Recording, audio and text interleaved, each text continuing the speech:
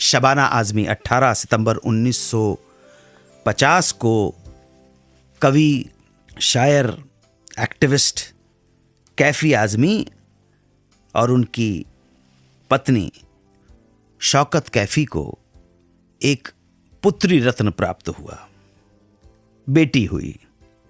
बेटी को घर में प्यार से सब मुन्नी बुलाने लगे। मुन्नी मुन्नी मुन्नी। मुन्नी बड़ी होने लगी, घुटनों पे चलने वाली मुन्नी, तुतलाने वाली मुन्नी। अब साफ बोलने लगी, अपने पैरों पे चलने लगी, तब भी वो मुन्नी ही रही। उसे अब तक कोई नाम नहीं मिला था, मुन्नी नाम ही चल रहा था। अब्बा कैफ़ी आज़मी और अम्मी शौकत के दिमाग में उसे नया नाम देने का कोई ख्याल भी नहीं आया था, क्योंकि उनके लिए तो उनकी मुन्नी हमेशा मुन्नी ही रहने वाली थी। एक दिन मशहूर शायर अली सरदार जाफरी कैफ़ी आज़मी के घर आए। घर पर जब वो कैफ़ी आज़मी से बातचीत कर रहे थे, तभी कैफ़ी साहब और शौकत ने अपनी बिटिया मुन्नी को आवाज लगाई, मुन्नी मुन्नी आओ, आदाब कर जाओ। सरदार जाफरी ने पूछा, भाई ये मुन्नी मुन्नी क्या रट लगा रखी है, कोई ढंग का नाम नहीं है क्या बच्ची का?